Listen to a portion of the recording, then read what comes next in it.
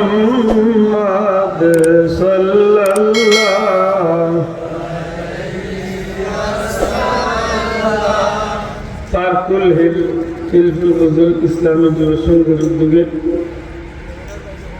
11তম বার্ষিক ইসলামী সুন্নি মহাসম্মেলনের শ্রদ্ধাভাজন সভাপতি জনাব কারি আতাউর রহমান সাহেব, মুআজ্জাজ হযরত উলামা ইকরাম, মুরব্বিয়ান ইকরাম, এলাকার সম্মানিত সুশিক্ষিত ধর্মপ্রাণ মুসলমান ভাই ও বন্ধুরা, অত্র এলাকার সুনামধন্য ধর্মপ্রাণ মুসলমান ভাইরা, পর্দার অন্তরালে পর্দানিশীন মা ও বোনেরা, মহান আল্লাহ রাব্বুল ইজ্জতের দরবারে অসংখ্য শুকরিয়া। আল্লাহ বড় মায়া করিয়া রজবর চাঁদ জান্নাতি এক মাহফিল হাজিরি দেওয়ার তৌফিক দিছে। মন খুশি করে কই আলহামদুলিল্লাহ। সম্মানিত হাজিরিন, হযরত উলামা ইকরাম আপনার সামনে বড় গুরুত্বপূর্ণ আলোচনা রাখছেন। বিশেষ করে প্রধান অতিথি মহোদয় অত্যন্ত গুরুত্বপূর্ণ কথাবার্তা হয়েছেন। আল্লাহ কবুল হতা হোক, আমিন। আমি পবিত্র কালামে পাক থেকে একটু আয়াতে কারিমা তিলাওয়াত করছি। যেহেতু নির্ধারিত কোনো বিষয় নাই, নির্দিষ্ট কোনো সাবজেক্ট দেওয়া নাই, সেহেতু আমি আমার মন্থন একটু আয়াতে কারিমা পবিত্র কালামুল্লাহ শরীফ থেকে তিলাওয়াত করছি। আল্লাহ তৌফিক দিতা যে আয়াতটা পড়ছি, আয়াতকে সামনে রাখিয়া পার্থিব জীবনে এবং পরকালে লাভবান হইতে লাগে। আল্লাহ খোয়ার এবং বুঝার তৌফিক দিতা হোক, আমিন। দুনিয়ায় জমিনের মানুষের জিন্দগি যে সময় শেষ হয়ে যায়, তখন তার লাগে আরেকটা জীবনের সূচনা হয়েছে। আমি আশা করব আপনারা আমার মাপ বুঝলে আমার লোকে একটু জবাব দিন। দুনিয়ার ইতিহাস একদিন আপনার আমার সবার শেষ হয়ে যাবে, মাদকা শেষ হয়ে যাবে। আর একটা নতুন অধ্যায় আপনার আমার জীবনের শুরু হইল। যেই দিন তো কতদিন, কত কাল, কত বছর আমরা তাহলে এখানে কোনো ঠিকানা নাই। কিন্তু জীবনের সব ট্রাজেডি, জীবনের সব ঘটনা, জীবনের সব অর্জিত সব কিছু লইয়া একদিন আমরা আমরা মালিক মৌলার দুয়ারকে হাজিরি দেওয়া। এই বিশ্বাস আমরা করি না যাব মনে হয় আমার মাত বুঝছই না, বুঝিয়া তো আল্লাহ কথা। এই বিশ্বাস আমরা করি না বিশ্বাস করি। যদি আপনি আপনার নিজে নিজে অঙ্ক মিলাইয়া দেখেন যে আপনি জীবনে মনে কিছু কামাই করলেছেন, দেখলেন তোর কারণে পরকালে আপনার আর কোনো চিন্তার কারণ নাই। হয়তো আপনার লাগে নিশ্চিন্তে আপনি জীবন কাটাইতে আপনার লাগে ওয়েলকাম, আপনার লাগে মুবারকবাদ দেওয়া যায় যে আপনার হিগাটো আপনার নিশ্চিন্ত হয়ে গেছে। বুঝিয়া জবাব দেখা ইলা কোনো গ্যারান্টি যুক্ত ব্যক্তি আসেনি, মাত্রা নাই। অপারেটার ভাই করি, অপারেটার বন্ধুরা একটু জাতি আমার সন্তান সময় তো আজরি। যদিও ইলা কোনো জ্ঞানী ভাই তখন যে আমি তো শেরপুর বিদ্যুৎ প্ল্যান্টে চাকরি করি, আমি বড় অফিসার, আমার এক বুঝ আছে, আমি হিসারে গিয়া মোটামুটি মেশিনতে আসবে মাথায় না। তে আপনার লাগে আমার ওয়েলকাম। আপনি যদি নিশ্চিন্তে জিন্দগি চালাতা না, আমি যখন বুঝি আমার লাখান মানুষের জীবনেও পরকালের গ্যারান্টি দিয়া যাইবার কোনো সুযোগ, মাথকা যাওয়ার কোনো সুযোগ আমরা তো নাই। আমার চেয়ে লাখো কোটি গুণ উত্তম যেটা মানুষ, হতা মানুষ পরকালের গ্যারান্টি দিতা পারছেন, দিতা পারছেন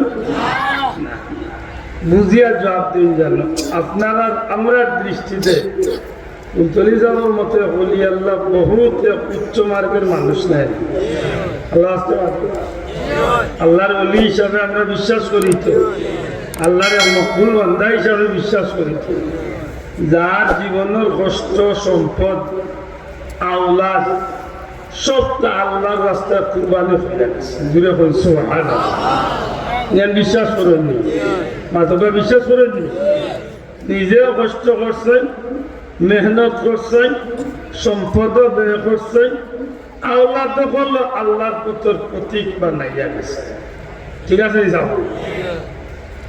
এর একটা বাস্তবতা যদি আপনারা সামনে তুলিয়া ধরিতে আশা করি আপনারা বিষয়টা আরো সহজ হবে বর্তমানে যদি আমরা 1000 মানুষ থাকি গোটা সিলেট বিভাগে যদি 1 কোটি মানুষ থাকি 1 কোটি মানুষের মাঝখানে একজন মানুষ বার হরক কাজ দেন জীবনে প্রায় 300 কিয়ার জমিন আল্লাহর নামে কিয়ামত পর্যন্ত অর্থাৎ দুনিয়ায় যতদিন থাকবো অতদিন পর্যন্ত আল্লাহর নামে কুরআন শরীফের খিদমতের লাগি করে গেছেন একজন ব্যক্তি আপনারা জানা আছে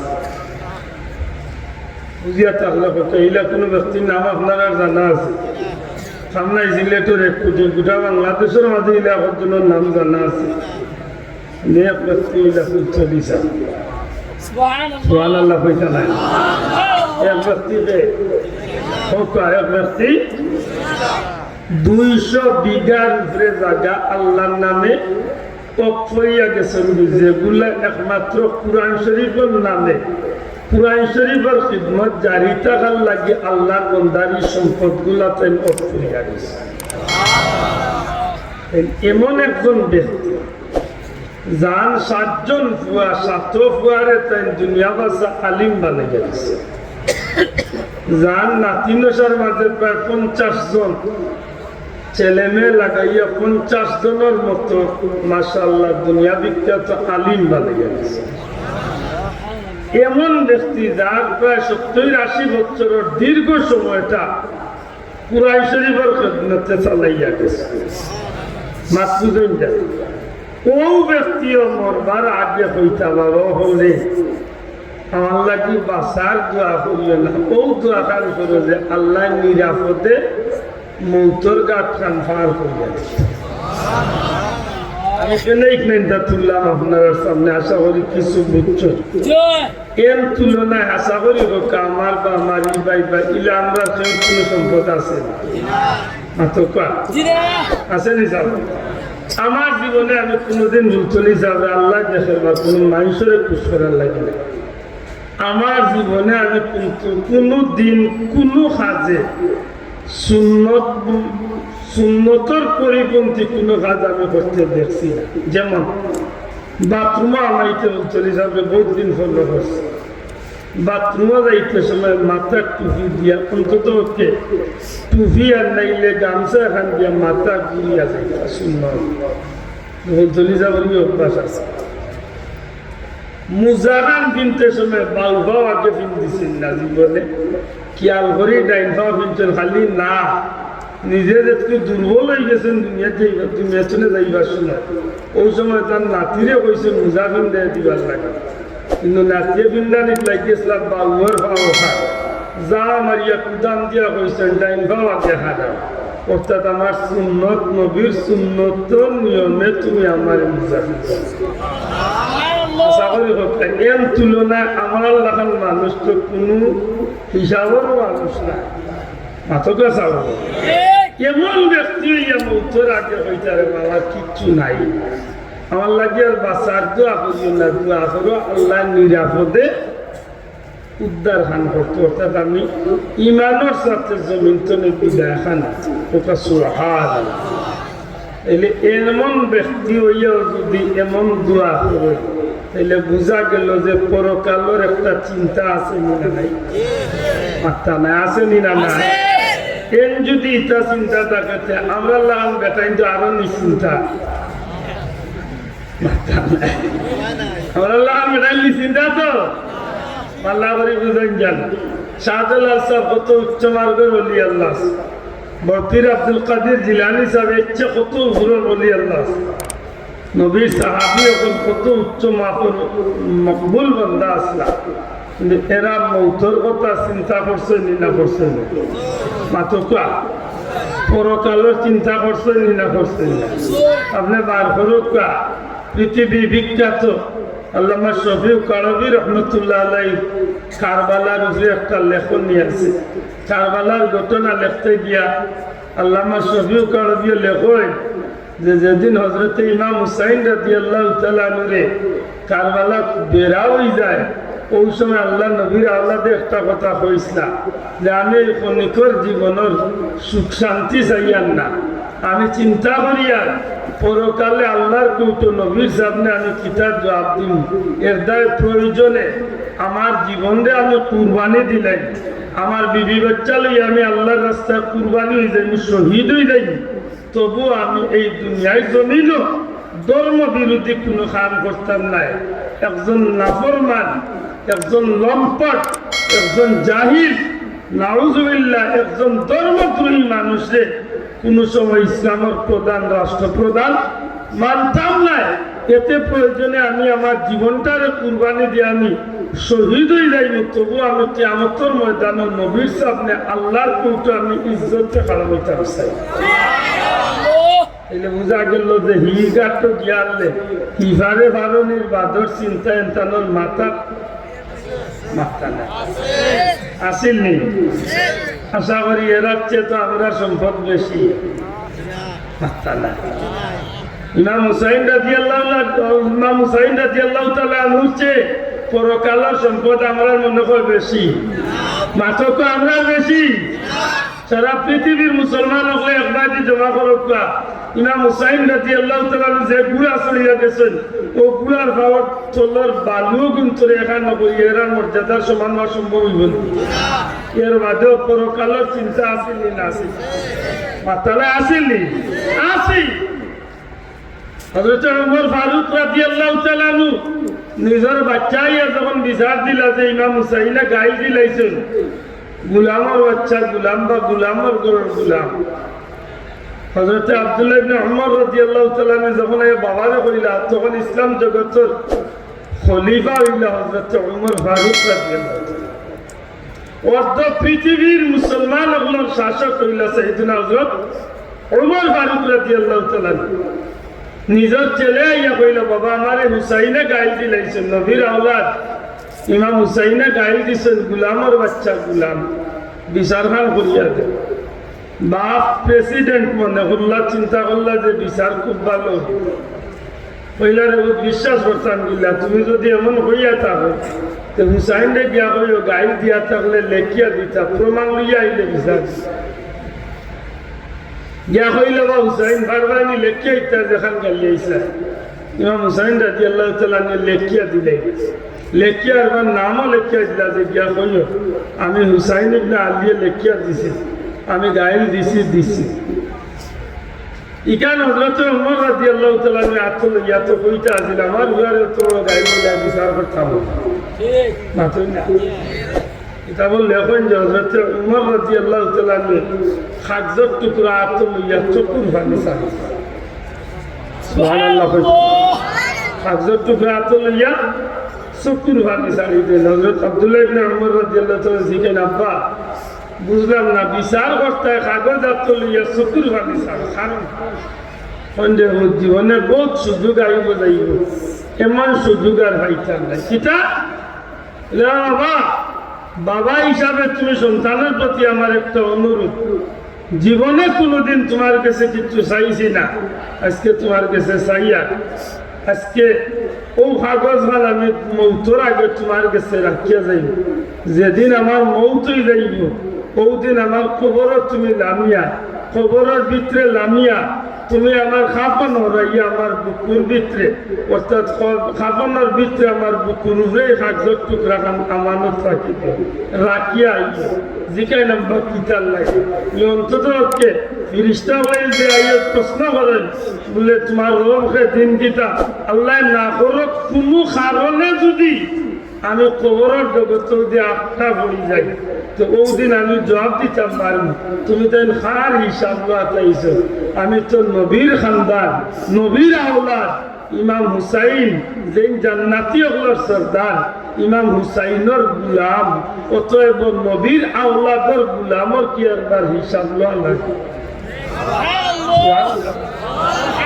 কিতাব বুঝাইছে এত মর্যাদার মানুষ হইলে ইমাম হুসাইন রাদিয়াল্লাহু তাআলা সুবহানাল্লাহ অথচ হযরত ওমর রাদিয়াল্লাহু তাআলা দুনিয়ায় থাকতে নবী জান্নাতের সার্টিফিকেট দিয়েছে ঠিক না বাসাও মসজিদের ইমাম সাহেব ডেইলি শুক্রবারে ইমাম হুসাইন উমর রাদিয়াল্লাহু তাআলার নাম পড়েন না খুতবা আতানা আশারা মুবাশশিরা নাম পড়েন না পড়েন তো তাইলে ইনশাআল্লাহ জান্নাতি এতে কোনো সন্দেহ আছে নি সন্দেহ না এর বাদেও কেন এই পাঁচজনে এত মূল্যায়ন করেন লেনতেন নবীর আওলাদ হিসাবে দুনিয়ায় সর্বোচ্চ সম্মানের আর প্রতি রাখুন যেরকম সুবহানাল্লাহ আচ্ছা আমি কিতা মারতে চাইছি এই জমিনের মাঝে যদি মনে করেন যে আপনার দুনিয়ার জিন্দগি যেদিন ইস্তফা দিবা যেদিন আপনার দুনিয়ার জীবন খতম হয়ে যাইব পরকালে আরেকটা জীবনের সূচনা যখন হয়ে যাইব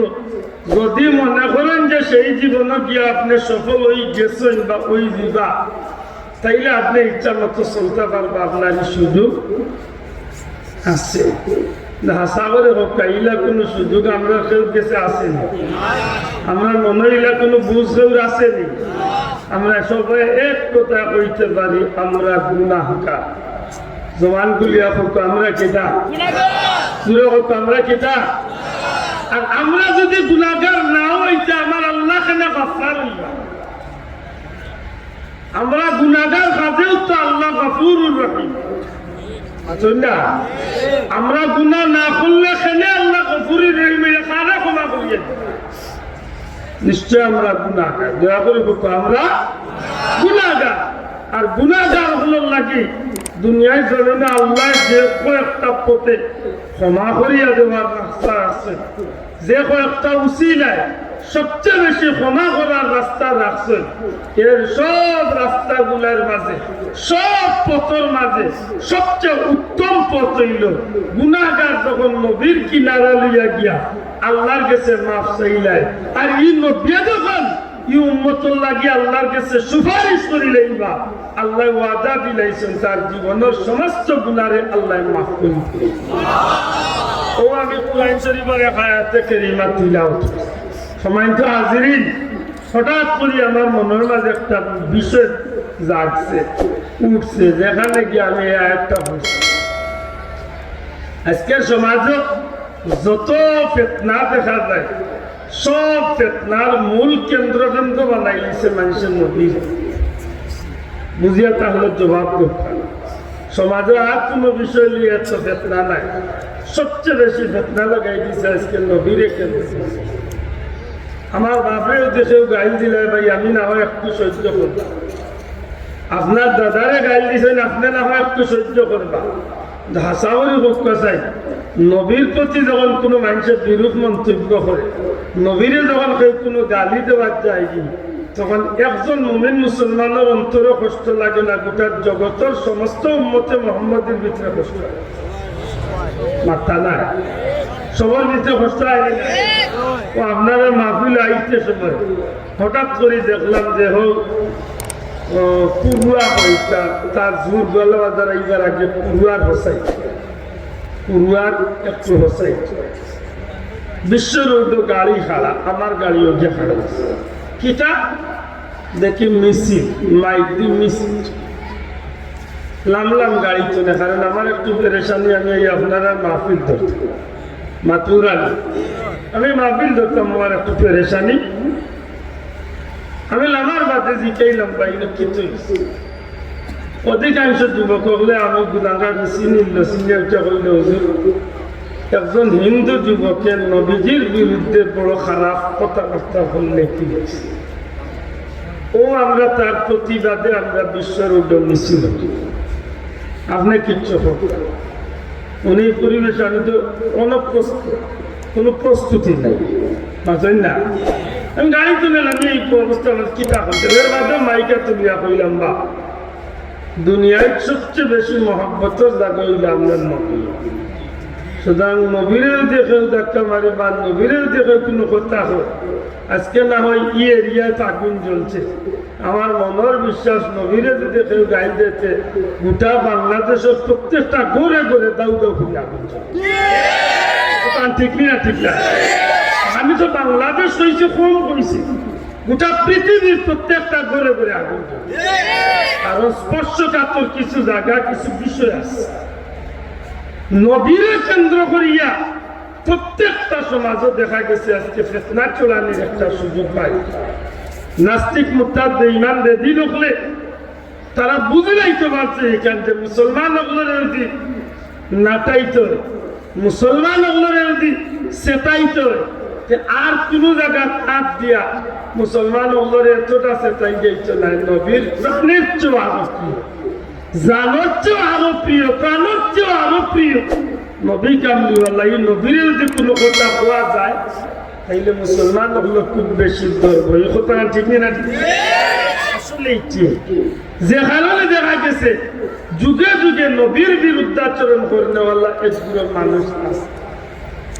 দুঃখ লাগে যে সময় মুসলমানের বাচ্চায় মুসলমানি লেবাস দিয়া নবীর সুরত ধরিয়া অর্থাৎ সুন্নতি লেবাস লাগাইয়া ওয়াজের মঞ্চ অথবা মসজিদের মিম্বরে উঠিয়া উঠিয়া কয় নবী মরে গেছেন, পচে গেছেন, মাটির সাথে মিশে গেছেন, নবী আর কাউকে কিছুই করতে পারবেন না।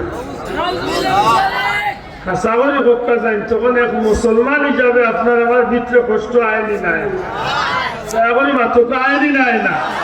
আমার বাবা বয়সী মুরব্বী হল দেখি আর ভালো করে আমার কথা বুঝার চেষ্টা করবা। কারণ আমি আগেও বলছি যেহেতু কোনো বিষয় দেওয়ার নাই, আমার মনেরও কত কারণে আমি প্রকাশ না করলে আমার ভিতরের জ্বালা উঠছে না। আশা কথা দেন কোনো নির্ধারিত বিষয় হলে আমি বিষয় উপরে মাতলাম, কিন্তু যে আয়াতে কারিমা তিলাওয়াত করছি কুরআন শরীফের এই আয়াতটা আইজও কুরআন শরীফে আছে না নাই? হাত তুলিয়ে দেখা আছে না নাই? নবীর সামনে যে আয়াতে কারিমা নাজিল হয়েছে আজ পর্যন্ত কুরআনে আছে না নাই? তাইলে নিশ্চয় এই আয়াতে কারিমার বাস্তবতাও আজ পর্যন্ত জমিনে জারি আছে। আত্মা না আছেন না নাই? কেন কইলা রাসূল পাক সাল্লাল্লাহু আলাইহি সাল্লাম দুনিয়ায় চলে বিদায় দিয়েছেন, নবীজির ইন্তেকাল হয়েছে, এখানে আমরা 100 বার স্বীকার করি। নবীজির ইন্তেকাল হয়েছে এখানে আমরা 100 বার স্বীকার করি।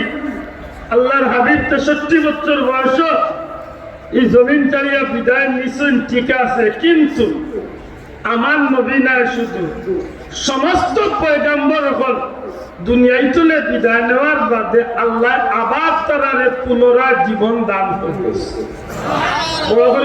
সুবহানাল্লাহ। যে কারণে আমরা নবী হলের বেলায় করি কিতা হায়াতুন নবী, দয়া করে জবান তুলিয়া কই কিতা করি নবী রাসূল হল জিন্দা, জুড়ে হোক নবী রাসূল হল জিন্দা। এখন প্রশ্ন হইল নবী রাসূল হল যদি জিন্দা হইয়া থাকে তাইলে এরা করুন কিতা?